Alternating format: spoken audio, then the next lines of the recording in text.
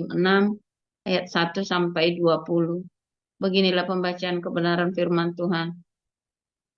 Tetapi orang Israel melakukan apa yang jahat di mata Tuhan. Sebab itu Tuhan menyerahkan mereka ke dalam tangan orang Midian 7 tahun lamanya. Dan selama itu orang Midian berkuasa atas orang Israel.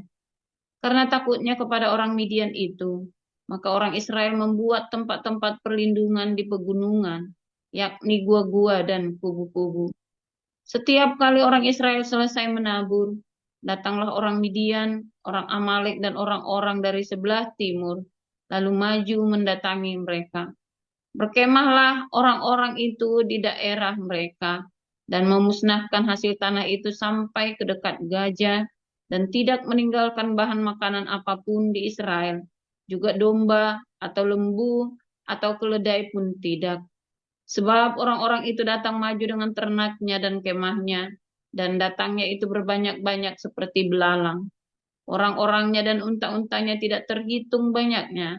Sekaliannya datang ke negeri itu untuk memusnahkannya, sehingga orang Israel menjadi sangat melarat oleh perbuatan orang Midian itu. Lalu berserulah orang Israel kepada Tuhan.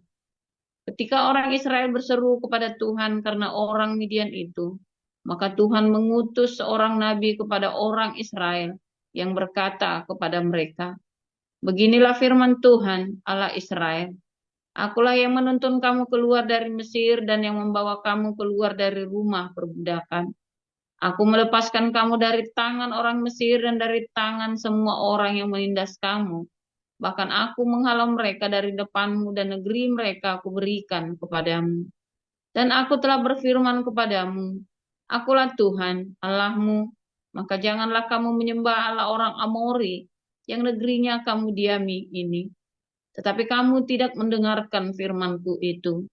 Kemudian datanglah malaikat Tuhan dan duduk di bawah pohon terbantin di Ofra, kepunyaan Yoas, orang Ebiezer itu.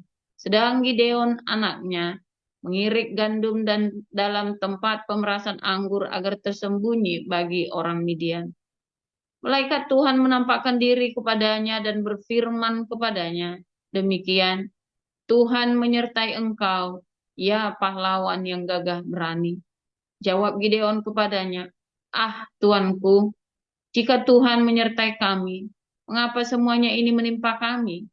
Di manakah segala perbuatan-perbuatannya yang ajaib yang diceritakan oleh nenek moyang kami kepada kami, ketika mereka berkata, Bukankah Tuhan telah menuntun kita keluar dari Mesir, tetapi sekarang Tuhan membuang kami dan menyerahkan kami ke dalam cengkraman orang Midian." Lalu berpalinglah Tuhan kepadanya dan berfirman, "Pergilah dengan kekuatanmu ini dan selamatkanlah orang Israel dari cengkraman orang Midian. Bukankah aku mengutus engkau?" Tetapi jawabnya kepadanya, "Ah Tuhanku, dengan apakah akan kuselamatkan orang Israel?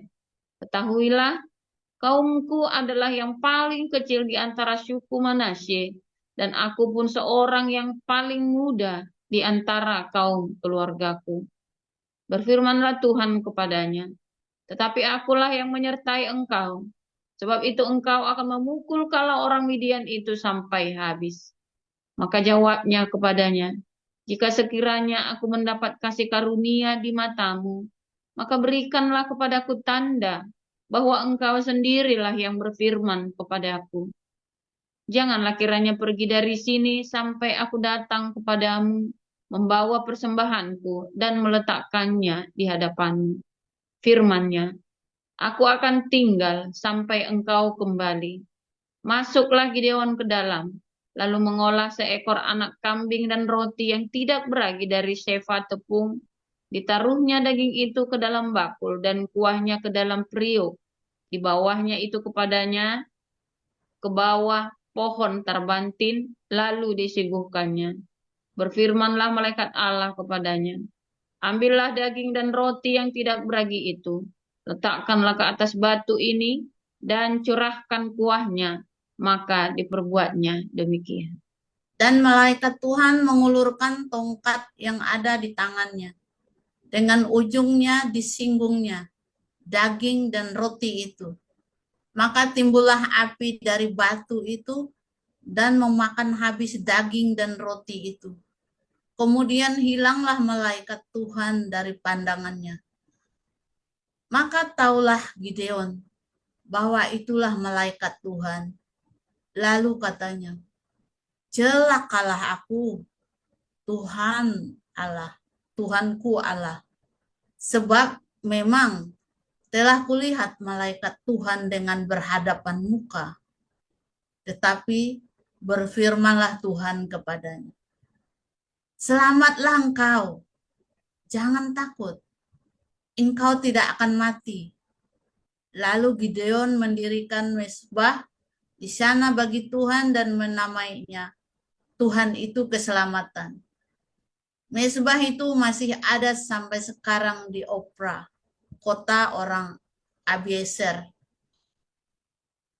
Pada malam itu juga Tuhan berfirman kepadanya, ambillah seekor lembu jantan kepunyaan ayahmu, yakni lembu jantan yang berkuda. Yang kedua, berumur 7 tahun, runtuhkanlah mezbah Baal kepunyaan ayahmu dan tebanglah tiang berhala yang di dekatnya. Kemudian dirikanlah mezbah bagi Tuhan Allahmu di atas kubu pertahanan ini dengan disusun baik. Lalu ambillah lembu jantan yang kedua dan persembahkanlah korban bakaran dengan kayu tiang berhala yang akan kau tebang itu. Kemudian Gideon membawa 10 orang hambanya dan diperbuatnyalah seperti yang difirmankan Tuhan kepadanya. Tetapi karena ia takut kepada kaum keluarganya dan kepada orang-orang kota itu untuk melakukan hal itu pada waktu siang, maka dilakukannya lah pada waktu malam. Ketika orang kota itu bangun pagi-pagi, tampaklah telah dirobohkan mezbah Baal itu, telah ditebang tiang berhala yang di dekatnya dan telah dikorbankan lembu jantan yang kedua di atas mezbah yang didirikan itu. Berkatalah mereka seorang kepada yang lain, siapakah yang melakukan hal ini? Setelah diperiksa dan ditanya-tanya, maka kata orang, Gideon bin Yoas, dialah yang melakukan hal itu. Sesudah itu berkatalah orang-orang kota itu kepada Yoas, bawalah anakmu itu keluar, dia harus mati, karena ia telah merobohkan mezbah Baal, dan karena ia telah menebang tiang berhala yang di dekatnya. Tetapi jawab Yoas kepada semua orang yang mengaruniakannya itu. Tetapi jawab Yoas kepada semua orang yang mengerumuninya itu, kamu mau berjuang membela Baal atau kamu mau menolong dia? Siapa yang berjuang membela Baal akan dihukum mati sebelum pagi. Jika Baal itu Allah, biarlah ia berjuang membela dirinya sendiri setelah mezbahnya dirobohkan orang. Dan pada hari itu diberikan oranglah nama Yerubbaal kepada Gideon. Karena kata orang, biarlah Baal berjuang dengan dia setelah dirobohkannya mezbahnya itu. Seluruh orang Midian dan orang Amalek dan orang-orang dari sebelah timur telah berkumpul bersama-sama mereka, telah menyeberang dan berkemah di lembah Yisril. Pada waktu itu roh Tuhan menguasai Gideon. Ditiupnyalah sangkakala dan orang-orang Abiezer dikerahkan untuk mengikuti dia. Juga dikirimnya pesan kepada seluruh suku Manase, dan orang-orang ini pun dikerahkan untuk mengikuti dia. Dikirimnya pula pesan kepada suku Aser, Zebulun, dan Naftali. Dan orang-orang ini pun maju untuk menggabungkan diri dengan mereka. Kemudian berkatalah Gideon kepada Allah, jika engkau mau menyelamatkan orang Israel dengan perantaraanku seperti yang kau firmankan itu, maka aku membentangkan guntingan bulu domba di tempat pengirikan. Apabila hanya di atas guntingan bulu itu ada embun, tetapi seluruh tanah di situ tinggal kering, maka taulah aku bahwa engkau mau menyelamatkan orang Israel dengan perantaraanku seperti yang kau firmankan. Dan demikianlah terjadi, sebab keesokan harinya pagi-pagi ia bangun. Dipulasnya guntingan bulu itu dan diperasnya air embun dari guntingan bulu itu secawan penuh air. Lalu berkatalah Gideon kepada Allah, janganlah kiranya murkamu bangkit terhadap aku apabila aku berkata lagi, sekali ini saja, biarkanlah aku satu kali lagi saja mengambil percobaan dengan guntingan bulu itu. Sekiranya yang kering hanya guntingan bulu itu, dan di atas seluruh tanah itu ada embun. Dan demikianlah diperbuat Allah pada malam itu, sebab hanya guntingan bulu itu yang kering, dan di atas seluruh tanah itu ada embun. Matius 14, 1-36. Pada masa itu sampailah berita-berita tentang Yesus kepada Herodes, raja wilayah. Lalu ia berkata kepada pegawai-pegawainya, inilah Yohanes Pembaptis. Ia sudah bangkit dari antara orang mati, dan itulah sebabnya kuasa-kuasa itu bekerja di dalamnya. Sebab memang Herodes telah menyuruh menangkap Yohanes, membelenggunya dan memenjarakannya, berhubung dengan peristiwa Herodias istri Filipus, saudaranya. Karena Yohanes pernah menegurnya, katanya, tidak halal engkau mengambil Herodias. Herodes ingin membunuhnya, tetapi ia takut akan orang banyak yang memandang Yohanes sebagai nabi. Tetapi pada hari ulang tahun Herodes, menarilah anak perempuan Herodias di tengah-tengah mereka dan menyukakan hati Herodes. Sehingga Herodes bersumpah akan memberikan kepadanya apa saja yang dimintanya. Maka setelah dihasut oleh ibunya, anak perempuan itu berkata, berikanlah aku di sini kepala Yohanes Pembaptis di sebuah talam.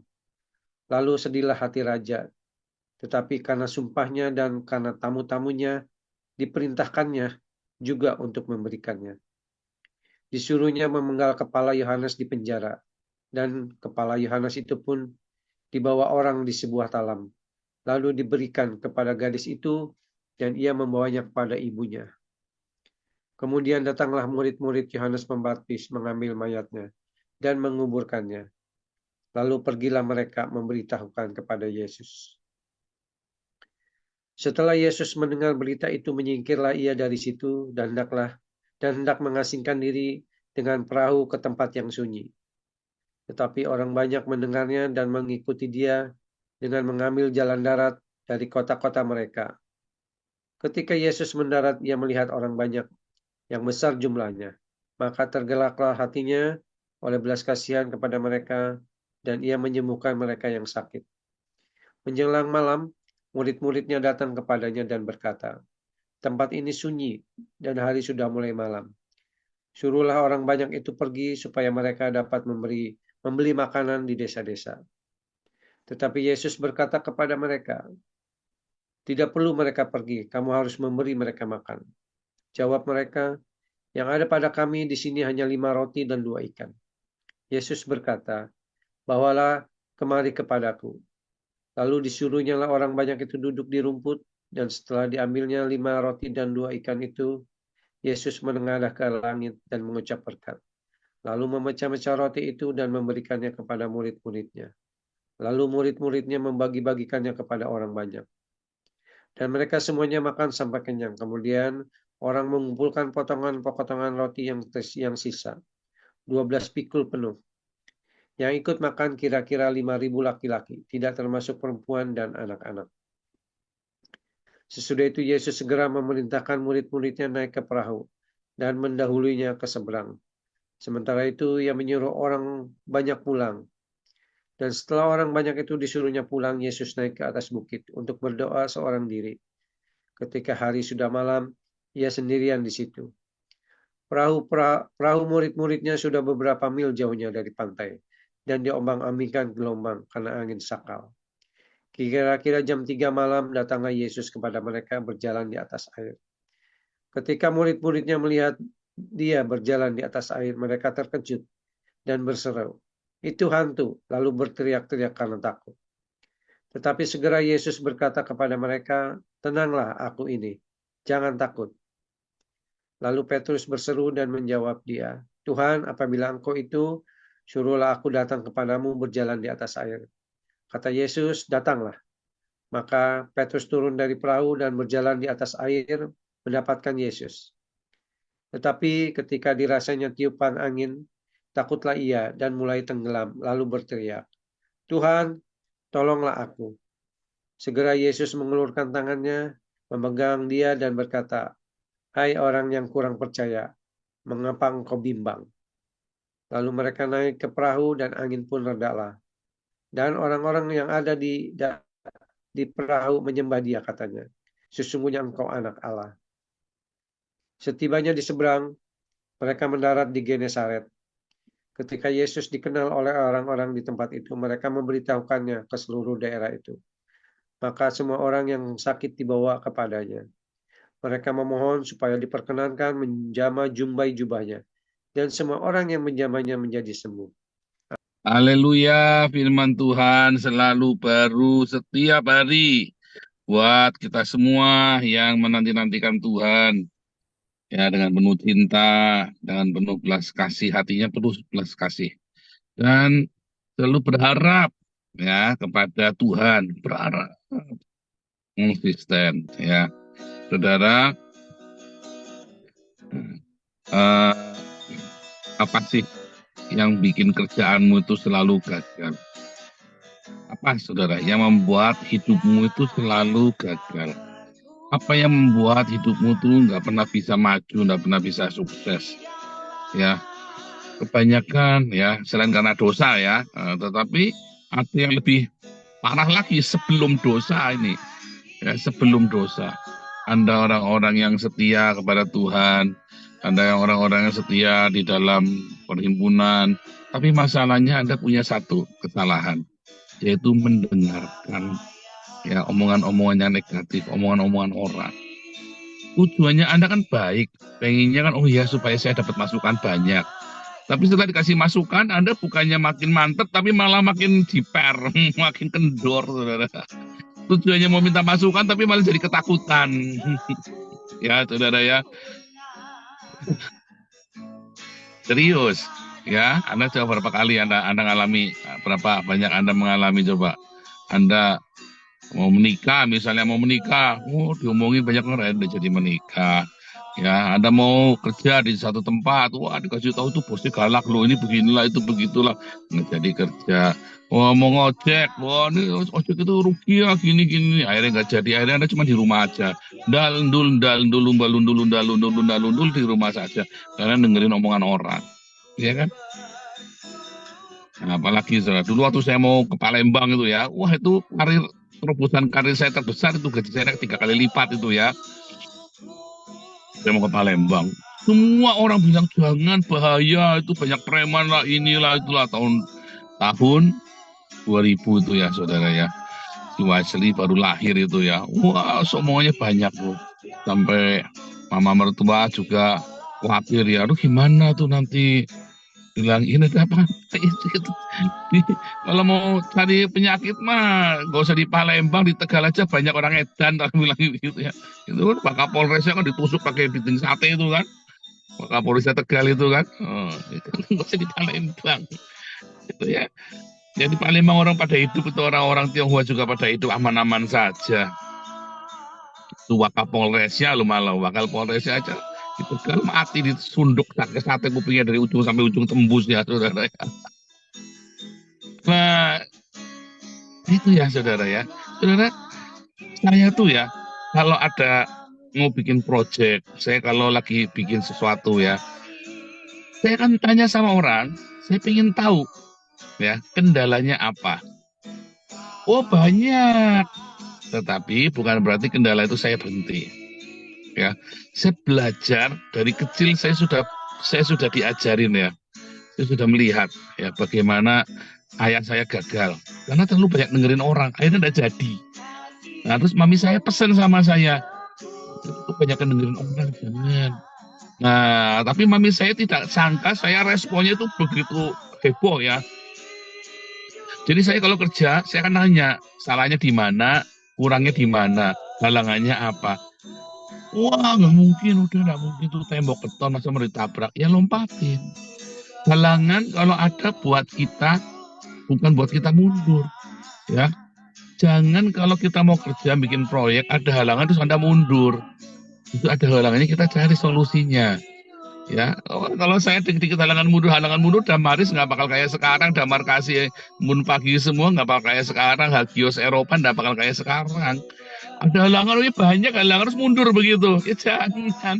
Ada halangan itu buat kita diterusin, cuman kita tahu. Oh ada halangan. Oh nanti di sana ada harimau. Oh nanti di sana ada beruang. Oh ada genderuwo. Oh ada kuntilanak. Jangan malah berhenti. Nah, kalau Anda begitu melihat di sana, ada sesuatu. Oh hantu. Terus Anda tidak jadi, ya tidak jadi saudara. Padahal ternyata Tuhan, iya kan? Kamu pikir hantu, kamu pikir harimau saudara ya. Nggak taunya, kamu pikir itu kuntilanak genderuwo, nggak taunya berkat, ya kan? Kita tidak tahu. Kamu pikir itu halangan, tapi ternyata itu bukan halangan. Itu tutupnya berkat. Kamu pikir itu halangan. Ada orang, wah saingannya kita berat ini orang paling kaya di Indonesia misalnya begitu kan, saingannya berat, terus kamu mundur tidak jadi, ya terusin saudara, barangkali kamu malah bisa kerja sama dia, ya kan, dia daripada ngerjain sendiri, udahlah suruh kamu saja, kamu modalin. Banyak orang begitu kelihatan ada halangan harus berhenti. Mau bikin project begitu ada halangan berhenti, aduh kebanyakan halangannya. Kalau saya emang nggak coba ditulis dulu, coba diinventaris dulu halangannya apa saja. Ternyata itu bukan halangan, ternyata itu adalah peluang. Ya, makanya Pak Kopingan sering tiap hari kan ngomong kan itu ya, kalau ada orang debat masalah SWOT, SWOT, strength, weakness, opportunity sama threat ya, kekuatan, kelemahan, ya. Terus kesempatan dan hambatan. Oh itu udah tidak berlaku kata Pak Topik. Benar, udah tidak berlaku saudara. Karena apa yang menjadi kekuatanmu hari ini, misalnya Anda itu pandai bicara, ya, kamu pikir itu kekuatanmu saudara. Ternyata banyak orang sebel sama orang kebanyakan ngomong. Saudara. Ternyata kamu akan ketemu orang dengan orang yang sebel kalau kamu kebanyakan ngomong. Ada, walaupun kamu pintar ngomong. Saya kalau ada orang pintar ngomong saudara, tak tinggal pergi saudara. Serius kalau ada orang pintar ngomong. Biasanya cuma geda brustok nggak ada isinya. Serius. Orang yang pintar ngomong itu biasanya geda brus nggak ada isinya. Ya, orang yang fasih bicara itu ya. Orang yang ngomongnya pelan-pelan, ngomongnya pelan-pelan. Biasanya dia akan lakukan yang dia isi. Biasanya. Tapi orang yang ngomong terus yang geda brus gitu ya, nggak ada berhenti ya, nggak ada titik komanya apalagi ya. Biasanya suka geda brustok. Wah, aku pintar ngomong Pak, ini hebat, mau banyak orang kagum ya, pintar ngomong. Jadi pengalaman saya nggak dapur stok. Jadi kan yang kamu pikir itu adalah strength-nya kamu, ternyata adalah apa? Adalah yang menjadi halangannya kamu. Ada orang yang, ini pendiam sekali Pak. Saya dulu punya sepupu ya. Sepupu saya ini pendiam sekali ya. Sepupu saya ini pendiam. Sebenarnya kayak pinter, tapi pendiam. Nah, jadi waktu kita nyelesin sama-sama, ya kita kan bagi tugas, kamu kesana kesini. Terus waktu kita ketemu, ya kita jalan bareng. Terus ini anak pendiam ya. Terus jadi kalau dia lagi nyelesin di toko begitu, dia nungguin. Terus tapi dia ngamatin. Nah, rupanya yang punya toko kasihan sama dia karena diem di pojok ya, nempes dia diem aja, di order banyak sekali saudara ya. Justru kan dia nggak banyak ngomong. Ya kan udah, loh kamu kok di sini ngapain? Iya aku mau nawarin pada, kenapa kamu udah bilang? Dia malah karena dia tidak banyak ngomong, ketika dia ngomong orang percaya. Ya kan, saudara ya? Apa yang kamu pikir itu kelemahan kamu, waktu saya tak ajak pertama nyelesin, aku nih gak bisa ngomong. Gimana caranya? Aku udah pinter ngomong. Lah, udah pinter ngomong. Yang penting kamu tunjukkan ini kertasnya, ini harganya, udah gitu saja. Ini brosurnya, ini price listnya, udah gitu saja. Nggak perlu banyak ngomong. Kalau saya sudah lama ngerti ya, karena saya dulu punya anak buah banyak ya. Jadi saya ngerti kalau orang mau jualan itu jangan banyak ngomong. Ya, saudara ya. Apalagi kamu jualan sama orang yang sudah puluhan tahun di bisnis itu, kamu banyak ngomong malah orang malah sekedar brustok. Nggak mau, saudara. Dan dia tidak punya waktu buat berpikir, nggak mau dia. Jadi kalau jualannya kamu jualan dulu kita ini ya onderdil mobil itu ya saudara ya, onderdil mesin-mesin itu ya, mobil truk gitu ya. Nah, kita ceritanya ngalor ngidul tempat wisata saudara ya, nggak cerita onderdilnya karena yang kita ajak ngomong lebih pintar dari kita. Yang jualan itu yang punya toko lebih pintar dari kita, punya truk Hino, truk gede banget itu ya, lebih pintar dari kita saudara. Dia sudah 50 tahun di bidangnya, saya baru 2 tahun, baru setahun 2 tahun, udah 50 tahun. Jadi kalau kita banyak ngomong malah nggak senang. Nah, itu kan banyak orang nggak ngerti kan trik ini kan. Kalau jualan itu kan banyak ngomong, ya. Jualan asuransi, jualan multi level marketing, dan banyak ngomong, saudara, orang sebel. Dia ngomongnya yang lain, ya. Dia pertama beli itu karena kasihan. Percaya saya, orang asuransi, orang apapun, orang Indonesia beli itu bukan karena dia butuh, karena kasihan, karena dia pengen berteman sama kamu. Tapi dari begitu dia rasain produknya, dia merasakan apa manfaatnya. Wah, ternyata ya kayak mama mertua saya dulu beli asuransi ya buat anak-anaknya itu ya. Begitu dolarnya naik tuh Krismon itu ya naik sampai berapa kali, 8 kali ya. Wah, dia kayak mendadak saudara ya. Gara-gara asuransi dolar itu ya. Ya baru dia merasakan manfaatnya. Tapi pertama dulu beli ya karena nggak enak lah gitu. Kenapa beli? Ya nggak enak lah itu orang gereja. Jadi Anda harus terima bahwa namanya kerja itu tidak selalu mulus. Jadi jangan Anda mengharapkan kerja itu mulus. Tidak ada. Kalau kerja mulus itu biasanya tidak benar, saudara. Kalau kerjanya nggak ada halangan itu biasanya nanti tiba-tiba kamu kolaps saja di bangkrut. Kalau kerja itu kalau ada halangan baru namanya kerja. Tapi halangan itu bukan kutuk ya, saudara. Jangan takut. Kok kerja susah sekali ya? Emang susah. Nggak ada kerja yang gampang. Kamu kerja gampang, mau kerja gimana? Nggak ada kerja yang gampang ya saudara ya. Kerja itu ya susah. Yang penting kamu telaten. Yang penting kamu jangan putus asa. Yang bikin kamu nggak bisa berhasil karena kamu dengar yang negatif terus kamu berhenti kayak Petrus, dengar bingung. Kamu jalan di atas air, ya. Itu para biksu Shaolin itu kan berusaha membuktikan berjalan di atas air. Caranya gimana? Dia harus lari, saudara. Dia pakai sepatu yang lebar, lalu dia lari. Nggak boleh berhenti, begitu berhenti tenggelam. Begitu berhenti tenggelam. Jadi kalau kamu lagi jalan, jangan berhenti. Udah, kalau kamu lagi kerja, jangan tengok kanan, jangan tengok. Kalau kamu lagi merantau, jangan nengok pengen pulang.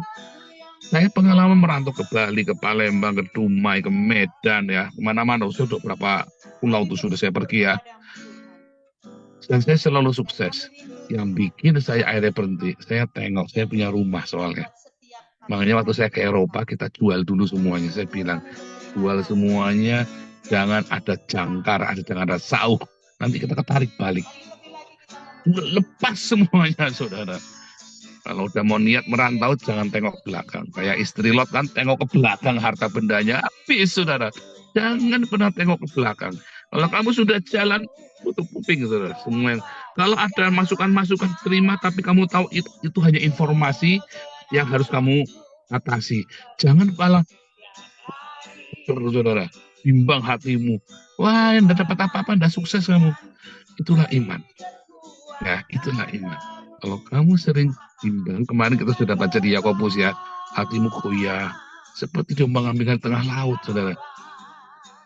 Hatimu mantap. Makanya dimulai dari rendah hati. Karena kalau kamu rendah hati, kalau berhasil itu karena Tuhan. Kalau gagal, ya memang aku manusia biasa. Karena kan berhasil kamu juga tidak perlu sombong. Gagal pun, ya saya manusia gagal. Namanya manusia, kita coba. Banyak kan orang kan takut gagal karena malu kan, takut malu. Ya kan, gengsi. Sebagian besar orang takut gagal karena gengsi. Makanya orang Jepang itu kalau gagal bunuh diri. Ayo kamu harus punya rasa malu, bunuh diri. Di Jepang kan begitu, saudara ya. Kalau gagal harus bunuh diri. Kalau dia udah ngomong, ngucap, gagal, ya dia harus bunuh diri. Kamu kan nggak perlu begitu. Ya, tapi kan rasa malumu besar. Jangan, kalau kamu rendah hati, kamu nggak malu gagal, enggak malu. Terus kamu nggak punya harga diri dong. Saya sudah dibeli sama Tuhan Yesus. Kita manusia tempatnya gagal. Yang penting saya sudah melakukan the best, yang terbaik yang bisa saya lakukan. Anak-anak saya tidak pernah saya paksa jadi juara kelas, saudara. Tidak pernah, dari kecil tidak pernah. Jadi nomor 1 tidak pernah. Saya selalu bilang, lakukan yang terbaik yang bisa kamu lakukan, karena itu kan melatih mentalmu, karaktermu akan terlatih. Kamu tidak perlu menjadi yang terbaik, tapi kamu harus memberikan yang terbaik yang pernah bisa kamu lakukan. Habis-habisan. Sampai sekuat tenaga. Kamu tidak perlu jadi nomor 1. Karena hari itu kamu nggak bisa jadi nomor 1. Besok, lusa, tahun depan, 10 tahun. Tapi suatu hari, karena kamu terbiasa mentalmu dengan yang terbaik, maka kamu akan menuai yang terbaik juga dalam hidupmu. Jangan dengarkan yang negatif, saudara. Makanya kumpul dengan orang yang positif. Kalaupun ada yang negatif, itu adalah informasi bahwa kamu tahu kamu harus mengatasinya. Tetapi kamu selalu ingat, ya, bersama Tuhan Yesus, Filipi 4 ayat 13. Bersama Tuhan Yesus, aku sanggup melakukan segala perkara. Ya, karena dia akan selalu memberikan kekuatan kepada kita. Jangan bimbang, itulah cara jalan di atas air. Nanti kamu sukses, saudara ya. Itulah namanya iman. Tuhan Yesus memberkati.